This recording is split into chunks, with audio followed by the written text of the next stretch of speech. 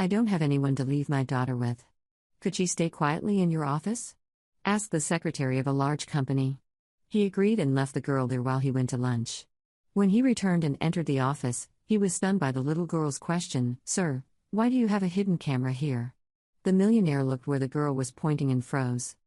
"My name is Julia Hartman, and 3 years ago, I was just another face in the crowd at Blackstone Industries, a massive tech conglomerate headquartered in downtown Chicago. I worked as an executive assistant to the VP of Operations, making decent money but nothing extraordinary. I was a single mom to my daughter Grace, trying to make ends meet while climbing the corporate ladder one rung at a time." Blackstone Industries was the kind of place where millionaires were made and dreams were crushed with equal frequency. The company was run by CEO Victor Blackstone, a man whose net worth exceeded most small countries' GDP. He was ruthless, calculating, and had a reputation for getting what he wanted, no matter the cost. I'd been working there for about 2 years when I first started noticing things. Small things at first, the way certain female employees would suddenly quit without explanation, how some of the younger women in the office seemed uncomfortable around upper management, and the strange turnover rate in the executive assistant positions. But I was focused on my own survival. Grace's father had walked out when she was barely 2, leaving me with mountains of debt and a toddler to raise alone. Blackstone Industries paid well, and I couldn't afford to ask too many questions about office politics. Everything changed on a Tuesday in March. I remember the day perfectly because Grace had been running a slight fever the night before, and I'd been debating whether to send her to daycare.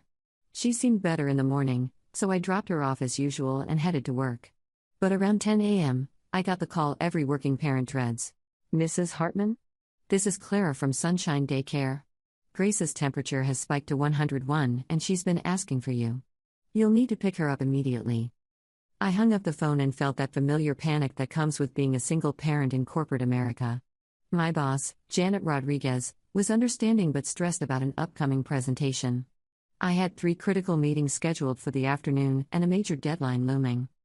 "Julia, I know this is tough, but is there any way you can find alternative childcare for the afternoon?" Janet asked, rubbing her temples. "The Patterson presentation is make or break for our department." I started making calls frantically. My usual babysitter was out of town, my neighbor wasn't answering, and Grace was too sick for any drop-in childcare center to accept her. I was about to resign myself to using a personal day when Janet had an idea. "What about asking Mr. Blackstone if Grace can stay in his office for the afternoon? He's supposed to be in meetings all day anyway, and his office is basically unused when he's not there. It's got that private bathroom, and Grace could just rest on his couch." I was hesitant. Victor Blackstone wasn't exactly known for his warmth toward employees, let alone their children. But Janet offered to make the ask herself, using her position as VP to smooth the way. To my surprise, when Janet returned from the executive floor, she was smiling. "He said yes," she announced. Actually seemed almost pleased by the idea. Said something about children being the future and how family-friendly policies were important to him. I should have been more suspicious of his sudden change in attitude, but I was just grateful for the help. I picked up Grace from daycare around noon. She was groggy from the fever but alert enough to be curious about coming to Mommy's work. I'd packed her favorite blanket, some quiet toys, and her tablet loaded with educational games. The elevator ride to the 47th floor felt longer than usual. Blackstone's office took up nearly a quarter of the executive level, complete with floor-to-ceiling windows overlooking Lake Michigan, a marble-topped conference table that could seat 20, and a sitting area with Italian leather furniture that cost more than my annual salary. Victor Blackstone was finishing up a phone call when we arrived. He was exactly what you'd expect from a billionaire CEO, perfectly tailored suit, silver hair that probably cost more to maintain than most people's cars, and an aura of authority that filled the room. "And this must be Grace," he said, hanging up his phone and walking over to us with what I thought was genuine warmth. "I've heard so much about you from your mommy." Grace, still feeling under the weather, clung to my leg shyly. "Thank you so much for this, Mr. Blackstone," I said, trying to keep the gratitude out of my voice from being too obvious. "She'll be very quiet, I promise. She has her tablet and some books, and she'll probably sleep most of the afternoon." "Not a problem at all, Julia. Family comes first, always." He knelt down to Grace's level, which I found surprisingly thoughtful. "Grace, you can use my couch over there, and if you need anything at all, just press this button on my desk phone, and it'll call your mommy directly." He showed her the intercom button, and Grace nodded solemnly, taking her responsibilities seriously. I'll be back to check on her in an hour or so, I said, settling Grace on the massive leather couch with her blanket and toys. And I'll have my phone on me at all times. Actually, Julia, Victor said, checking his watch, I'm heading out to lunch in a few minutes, and I won't be back until around 2 p.m. Will Grace be okay here alone? There's a bathroom right through that door, and she can help herself to anything from my mini fridge. I hesitated for a moment.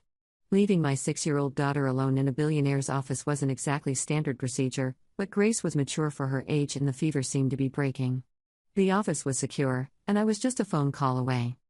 If you're sure you don't mind, I said finally. Of course not. Grace, you're in charge while I'm gone, okay? Grace giggled at this, which was the first time she'd smiled all day. It made my heart a little lighter. Victor left about 15 minutes after I did, and I threw myself into catching up on the work I'd missed that morning. The Patterson presentation was going to require all hands on deck, and I was determined to prove that being a single mom didn't make me any less valuable to the team. Around 1:30 p.m., I called Victor's office to check on Grace. She picked up on the second ring, sounding much more energetic. Hi, Mommy. I'm feeling much better. I had some crackers from the fancy box, and I've been drawing pictures of the lake. That's wonderful, sweetheart. Is everything okay? You're not getting into anything you shouldn't? No, Mommy. I'm being very good. Although. She paused, and I could hear her moving around. What is it, Grace? There are some weird decorations in here. Like little black boxes in strange places. Are they supposed to be art? My blood ran cold. What kind of black boxes, honey? They're really small, like the size of Daddy's old watch, and they're stuck to the wall behind some of the plants and books. They have little red lights that blink sometimes. I knew enough about technology to recognize what Grace was describing, but I forced myself to stay calm. Grace, sweetie, don't touch any of those, okay? Just stay on the couch and keep drawing. Mommy will be up in a few minutes. But I wasn't going to wait a few minutes. I told Janet I needed to check on Grace urgently and headed straight for the elevator. My hands were shaking as I rode up to the 47th floor. There had to be an innocent explanation. Maybe they were some kind of security sensors, or air quality monitors, or... But even as I tried to convince myself, I knew what Grace had found. I used my temporary access card to enter Victor's office, and found Grace exactly where I'd left her, sitting on the couch with her drawing pad. She looked up when I came in, smiling brightly. Mommy. Look, I drew the boats on the lake. That's beautiful, baby, I said, trying to keep my voice steady. Now show Mommy these decorations you found. Grace hopped up eagerly and led me around the office. What I saw made my stomach drop to my feet. Hidden cameras. At least 6 of them that I could see, strategically placed to capture different angles of the seating area, the desk, and particularly the couch where visitors would sit during meetings. They were small, professional grade, and clearly expensive. The kind that could record both video and audio in high definition. They're hidden really well, Grace said proudly, pointing to one tucked behind the book on the shelf. I only found them because I was looking for more crackers and I saw the little red light blinking. Are they for security? I knelt down and pulled Grace close, my mind racing. Something like that, sweetheart. But we need to keep this our secret for now, okay? Don't tell anyone else about the little black boxes. Why, Mommy? Are we in trouble? No, baby, we're not in trouble. But Mommy needs to figure some things out first. I quickly gathered Grace's things, my hands still shaking. We needed to get out of there before Victor returned, and I needed time to think about what I discovered. As we waited for the elevator, I couldn't stop thinking about all the women who had suddenly quit, all the hushed conversations I'd overheard, and Victor's unexpected willingness to let Grace stay in his office. Had he been recording people without their knowledge? And if so, what was he doing with those recordings? The elevator arrived just as I heard the distinctive sound of Victor's voice echoing from the stairwell. He was returning early from lunch, probably with other executives. Grace and I slipped into the elevator just as the doors closed. Where are we going now, Mommy? Grace asked as we descended. We're going home, sweetheart. Mommy has some thinking to do. That night, after I'd put Grace to bed and triple-checked that her fever had completely broken, I sat at my kitchen table and tried to process what I'd learned. I knew I was holding information that could potentially destroy Victor Blackstone, but I also knew that going up against one of the most powerful men in America would be incredibly dangerous. I spent the next several days in a fog of anxiety and indecision. I went to work, performed my duties, and acted normal, but I couldn't stop thinking about those cameras. I found myself watching Victor differently, noticing things I'd missed before, the way he interacted with female employees, how he seemed to have private meetings with certain women that weren't on his official calendar, and how some of those women looked uncomfortable or upset afterward. The breaking point came exactly 1 week after Grace's discovery. I was staying late to finish some quarterly reports when I heard voices coming from Victor's office. It was after 8 p.m., and I thought the executive floor was empty except for me.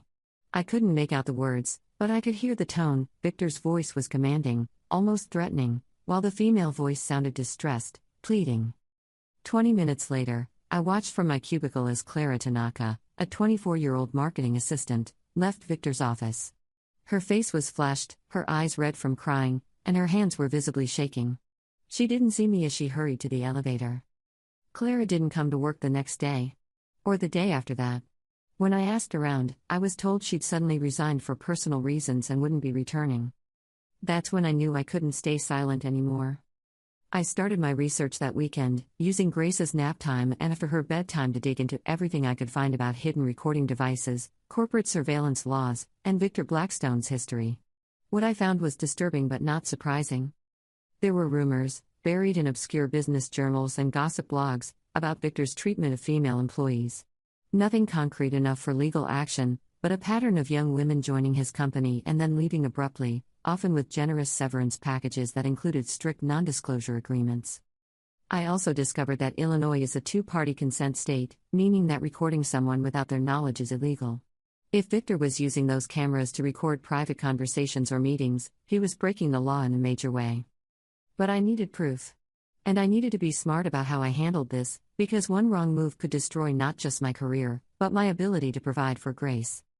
I decided to reach out to Clara Tanaka first. It took some detective work to find her contact information, but I eventually tracked down her personal email address. I sent her a carefully worded message, explaining that I might have information relevant to her experience at Blackstone Industries and asking if she'd be willing to talk. She responded within hours. We met at a coffee shop in Lincoln Park, far from anywhere we might run into Blackstone employees. Clara was a mess, anxious, jumpy, and clearly traumatized by whatever had happened in Victor's office. I can't talk about this, she said immediately when I brought up her sudden departure from the company. I signed papers. Legal papers. If I say anything, they'll sue me for everything I have. What if I told you that Victor might be recording people in his office without their consent? I asked carefully. And what if I told you that might be illegal? Clara's face went white. Recording? You mean? Hidden cameras. My daughter found them last week when she was staying in his office. Clara started crying then, quiet tears that spoke of weeks of suppressed trauma. He said no one would believe me, she whispered. He said I was nobody, just another assistant, and he was Victor Blackstone. He said if I ever tried to say anything about what happened, he'd make sure I never worked in this city again. What happened, Clara? She looked around the coffee shop, as if Victor might appear at any moment, then leaned closer to me. He called me to his office for what I thought was a normal meeting about the marketing budget. But when I got there, he started asking me personal questions. About my boyfriend, about my financial situation, whether I was happy at the company. Then he offered me a promotion, a big one, with a huge salary increase. She paused, wiping her eyes with a napkin. But then he made it clear what I'd have to do to get it. And when I said no, when I tried to leave, he got aggressive. He didn't physically touch me, but he cornered me, made threats about my career, said things that made me feel scared and powerless. And you think he was recording this? I don't know. Maybe. He seemed so confident, like he had some kind of insurance policy. Like he knew I couldn't do anything about it. I reached across the table and took her hand. What if I told you that we might be able to do something about it? What if there was a way to make sure he can't hurt anyone else? Clara looked at me with a mixture of hope and terror. How? I'm still figuring that out. But I think the first step is finding out if there are other women like you. Other people he's hurt. Over the next 2 weeks, Clara and I conducted our own private investigation. We were careful, methodical, and paranoid about security. We met in different locations each time, used encrypted messaging apps, and never discussed anything over company phones or emails. What we found was a pattern of abuse that went back years. Through social media detective work and careful outreach, we identified 7 other women who had worked at Blackstone Industries and left under suspicious circumstances. 4 of them were willing to talk to us confidentially. The stories were remarkably similar: private meetings with Victor that started professionally but became increasingly inappropriate, offers of advancement in exchange for sexual favors, and when the women refused or complained, threats and intimidation that led to their resignation. But we still needed concrete proof. And that's where Grace's discovery became crucial. I realized that if Victor was recording these encounters, then somewhere in his office or on his personal servers, there was evidence of everything he'd done. The challenge was getting access to it without breaking the law ourselves. During this time, I also had to navigate the increasingly suspicious behavior of some of my colleagues. Patricia Williams from HR had started asking me subtle questions about my workload, my satisfaction with my current position, and whether I'd been in contact with any former employees. Her questions were carefully worded but clearly designed to probe whether I knew anything about the women who had left the company. "Julia, you've been with us for over 2 years now," Patricia said one afternoon, appearing at my desk with what seemed like casual conversation. "You must have noticed the turnover rate in some departments. Do you have any thoughts about why certain employees choose to leave so suddenly?" I kept my expression neutral and professional. People leave companies for all sorts of personal reasons. I try not to speculate about other people's career decisions. Of course. It's just that sometimes employees who are struggling might reach out to colleagues for advice or support. If anyone ever approached you with concerns about their work environment, you'd bring it to my attention, wouldn't you? The threat was subtle but unmistakable. Patricia was fishing for information, and her question felt like a warning that I was being watched. "Absolutely," I replied, maintaining eye contact. I've always believed in following proper channels for any workplace concerns. But Patricia's probing made me realize that our investigation might not be as secret as we'd hoped. If HR was asking questions, it meant someone had noticed our contact with former employees, or worse, someone had reported our activities. I became more paranoid about security after that conversation. I varied my routes home, checked my car for tracking devices, and started using different phones and computers for sensitive communications. It sounds dramatic now, but at the time, I was genuinely frightened about what Victor might do if he discovered our investigation. My fears weren't unfounded. A few days later, I received a call at home from an unknown number. "Ms. Hartman? This is Detective Robert Hayes with the Chicago Police Department.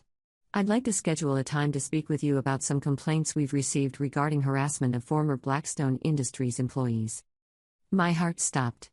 "Complaints? What kind of complaints?" "I'd prefer to discuss this in person. Would you be available to come to the station tomorrow afternoon?" I spent a sleepless night wondering if Victor had somehow turned the tables on us, if he convinced the police that we were the ones engaged in illegal activity. But when I met with Detective Hayes the next day, I realized the situation was more complex than I'd anticipated. "Ms. Hartman, we've received reports that you and others have been contacting former Blackstone employees and asking them about their experiences with the company. Some of these individuals have expressed concern that they're being pressured to violate their non-disclosure agreements." I chose my words carefully. "Detective Hayes, I've had conversations with some former colleagues, but I've never pressured anyone to violate any legal agreements. If someone felt uncomfortable with our conversations, I apologize for any misunderstanding. What is it you're trying to accomplish with these conversations?" This was the moment of truth. I could play it safe, deny everything, and hope the situation would blow over. Or I could trust that Detective Hayes was genuinely interested in the truth. "Detective, I believe there may be a pattern of sexual harassment and potentially illegal surveillance at my company. I've been trying to gather information to determine whether there's enough evidence to warrant a formal investigation." Detective Hayes leaned back in his chair, studying me carefully. "That's a serious allegation, Ms. Hartman. What kind of evidence are you talking about?" I told him about Grace's discovery of the hidden cameras, about the pattern of women leaving the company under suspicious circumstances, and about the stories we'd heard from former employees. I was careful not to name specific individuals without their permission, but I laid out the basic framework of what we'd uncovered.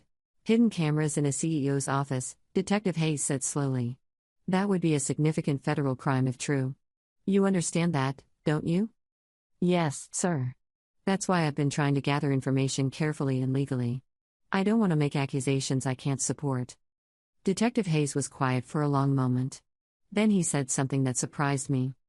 "Ms. Hartman, you're not the first person to bring concerns about Victor Blackstone to law enforcement's attention.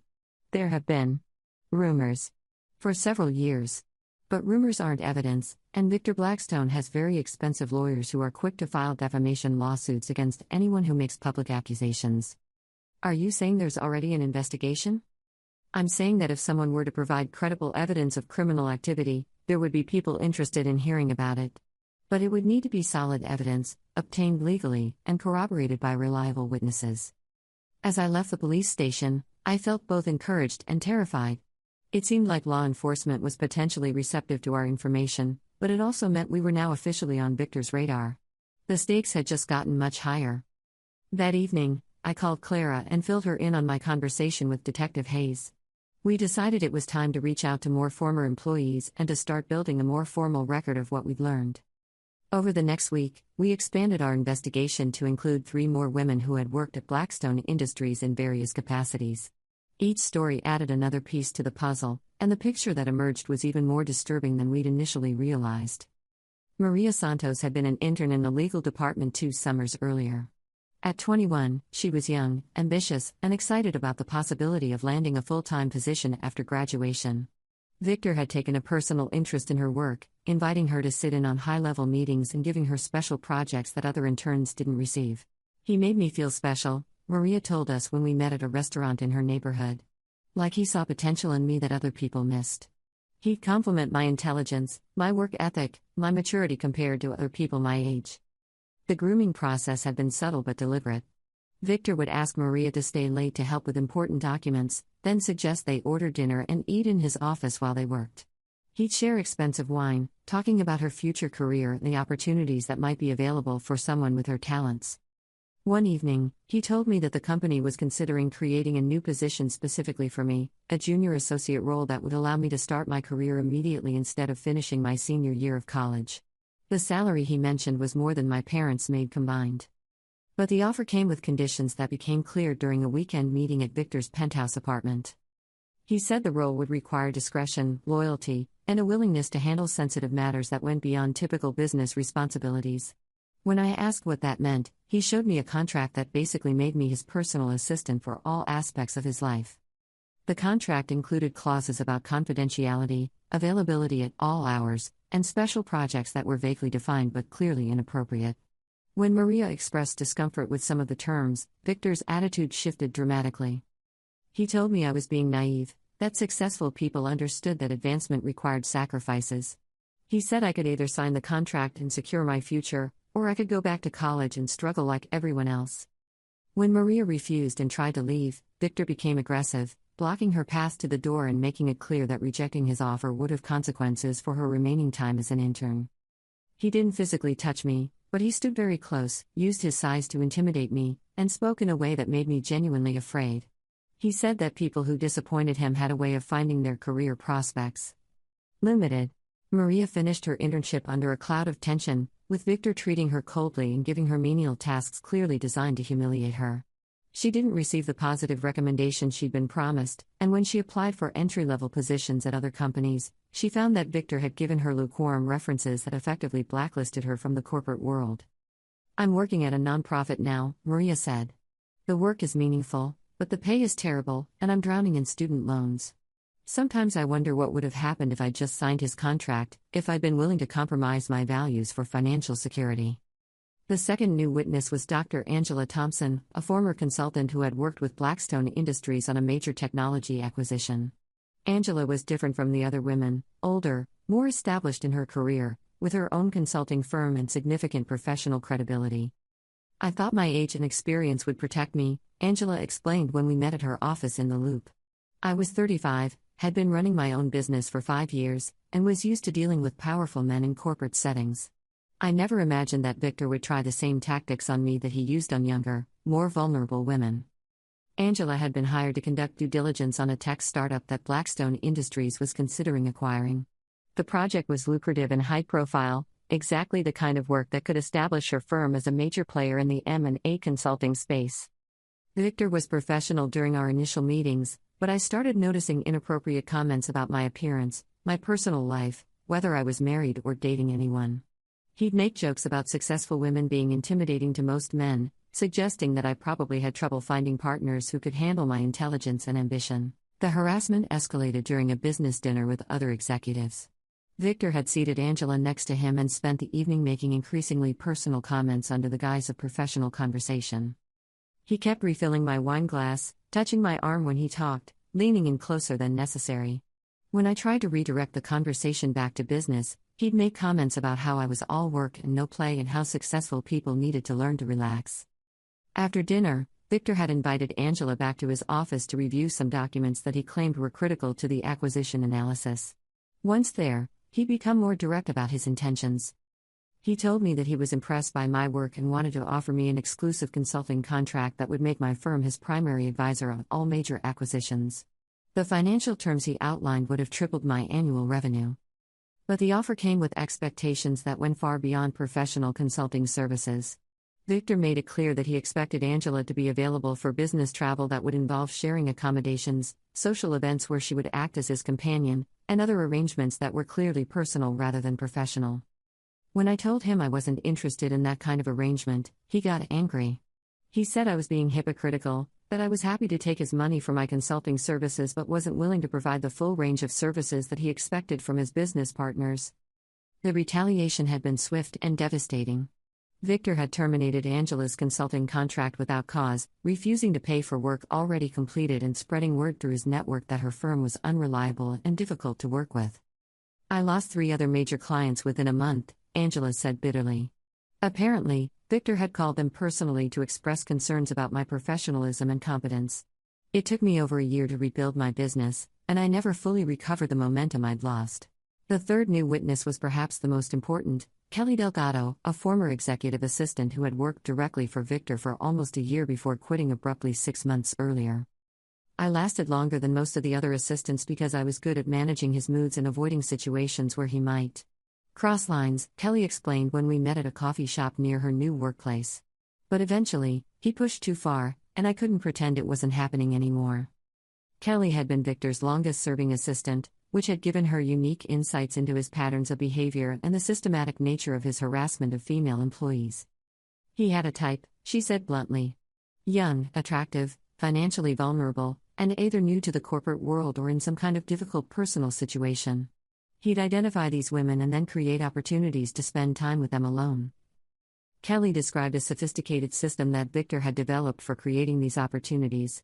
He'd schedule late-night meetings when the office was empty, arrange business trips with convenient logistics problems that required shared accommodations, and host private dinners and events where alcohol flowed freely and professional boundaries could be blurred. He kept files on the women he was interested in, Kelly revealed. Personal information that went way beyond what would be in their employment records. Financial situations, relationship status, family problems, anything that might make them more susceptible to his advances or less likely to report his behavior. This was new information that added a chilling dimension to Victor's predatory behavior. It suggested not just opportunistic harassment, but systematic stalking and manipulation. Where did he keep these files? I asked. In a locked cabinet in his office, and on his personal computer. He thought I didn't know about them, but I had to access his computer regularly for legitimate work purposes. I saw the folder names, and sometimes I saw documents open on his screen. Kelly's information about the files could be crucial evidence, but it also raised the stakes considerably. If Victor was keeping detailed personal information about his victims, the legal implications extended far beyond sexual harassment into potential stalking and privacy violations. Why didn't you report this while you were still working there? Claire asked. Kelly looked uncomfortable. Because I needed the job. I'm a single mother with 2 kids, and Victor paid me twice what I could make anywhere else. I told myself that as long as I wasn't personally targeted, I could just do my job and stay out of it. What changed your mind? He started targeting my daughter. That's when I remembered something from my corporate training. Blackstone Industries had a whistleblower policy and an ethics hotline that was supposed to allow employees to report misconduct anonymously. I'd always assumed it was just corporate theater, but I decided to do some research into who actually ran the program. It turned out that the ethics hotline was managed by an outside law firm, Morrison & Associates, that specialized in corporate compliance. I called the number and was connected with an attorney named David Morrison, who listened to my story with growing interest. Ms. Hartman, he said when I finished my initial explanation, what you're describing could constitute multiple federal crimes, not to mention civil violations. But you're right to be cautious. We'd need substantial evidence before we could move forward. What if I told you there might be recordings? Hidden cameras in his office that have been capturing these encounters? There was a long pause. That would change everything. But accessing those recordings without proper legal authority could compromise any future case. We'd need to involve law enforcement. David connected me with Agent Jennifer Walsh from the FBI's White Collar Crime Division. Agent Walsh specialized in cases involving corporate misconduct and had experience with sexual harassment and extortion cases in business settings. The meeting with Agent Walsh was both terrifying and liberating. I brought Clara with me, and together we laid out everything we discovered. Agent Walsh listened intently, taking notes and asking detailed questions about timelines, witnesses, and potential evidence. The hidden cameras are the key, she said finally. If Mr. Blackstone has been recording people without consent, that's a federal crime. If he's been using those recordings to coerce or intimidate employees, that's extortion. And if there's evidence of sexual harassment or assault, that opens up a whole other category of charges. But how do we prove the cameras exist without illegally accessing his office? I asked. Agent Walsh smiled. That's where your daughter comes in. Her testimony about what she saw is completely legitimate. She was legally in that office with permission, and she's a credible witness to the existence of the recording devices. Over the next month, Agent Walsh and her team built their case methodically. They interviewed the women we'd identified, subpoenaed company records, and began the process of obtaining search warrants for Victor's office and personal computers. The plan was to execute the search warrant on a Friday afternoon when Victor would be in his office, but most of the regular staff would have gone home. Agent Walsh wanted to minimize the disruption to innocent employees while maximizing the chance of catching Victor off guard. I was told to stay home that day and wait for updates. At exactly 3:47 p.m., my phone rang. Julia, it's Agent Walsh. We've got him. The cameras were exactly where your daughter said they were, and we found preliminary evidence of recordings going back at least 3 years. Victor Blackstone is in custody. I sank into my kitchen chair, feeling a mixture of relief, exhaustion, and vindication that I'd never experienced before. What happens now? I asked. Now we build the case. The recordings we found so far appear to show multiple instances of sexual harassment, coercion, and intimidation. We're going to need you and the other women to testify, but this is going to be a big case, Julia. National news big. She was right. Within hours of Victor's arrest, the story was everywhere. Billionaire CEO arrested for hidden camera sex crimes. Corporate titans fall from grace. The little girl who brought down a giant. The media attention was overwhelming and sometimes frightening, but it also brought forward more victims. Women from across the country who had worked for Victor or done business with him came forward with similar stories. The investigation expanded to include his other companies and business dealings. The trial took place 8 months later, and it was everything Agent Walsh had predicted, a media circus that dominated headlines for weeks. I testified about what Grace had found and what I'd observed in the office. Clara and the other women testified about their experiences. The recordings spoke for themselves. Victor's defense team tried everything. They attacked the credibility of the witnesses, argued that the recordings were taken out of context, and even suggested that Victor was the victim of a conspiracy by disgruntled employees. But the evidence was overwhelming. The jury deliberated for less than 6 hours before returning guilty verdicts on all counts: multiple charges of recording without consent, extortion, sexual harassment, and conspiracy to violate civil rights. Victor Blackstone was sentenced to 12 years in federal prison and ordered to pay $8.5 million in restitution to his victims. Blackstone Industries, now under new leadership after Victor was forced to sell his controlling stake, settled civil lawsuits for an additional $45 million and implemented comprehensive new policies to prevent workplace harassment. But the real victory wasn't the money or the prison sentence, it was the knowledge that Victor could never hurt anyone else the way he'd hurt Clara and so many other women.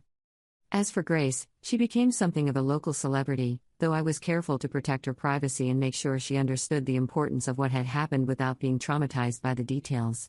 The media attention was intense but manageable. Most reporters respected our requests to keep Grace's full name and school information private. She still talks about the day she found the hidden cameras, and I think it taught her an important lesson about speaking up when something doesn't seem right. The settlement money meant I could finally provide Grace with the stable, comfortable life I'd always wanted for her.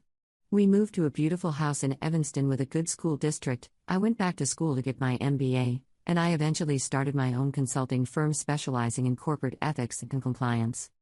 Now, in September 2025, 3 years after that pivotal Tuesday when Grace's fever changed the course of our lives, I still think about how easily things could have gone differently. If Grace hadn't been sick that day, if Victor had said no to letting her stay in his office, if she hadn't been curious enough to explore and observant enough to notice something was wrong, Victor might still be hurting women today. It's a reminder that sometimes the smallest voices can bring down the biggest bullies, and that doing the right thing, even when it's scary and difficult, is always worth it. Victor Blackstone thought he was untouchable because of his wealth and power. He thought no one would believe a group of young women over a billionaire CEO. He was wrong. Sometimes justice comes from the most unexpected places, like a curious 6-year-old girl who noticed something didn't belong and had the courage to ask a simple question, "Sir, why do you have a hidden camera here?" That question changed everything.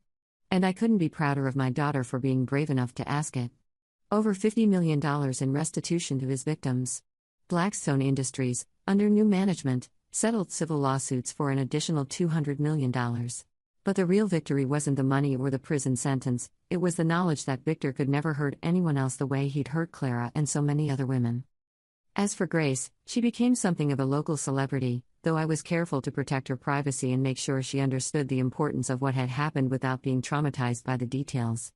She still talks about the day she found the little black boxes, and I think it taught her an important lesson about speaking up when something doesn't seem right. The settlement money meant I could finally provide Grace with the stable, comfortable life I'd always wanted for her. We moved to a beautiful house in a good school district, I went back to school to get my MBA, and I eventually started my own consulting firm specializing in corporate ethics and compliance. 3 years later, I still think about that Tuesday in March when Grace's fever changed the course of our lives.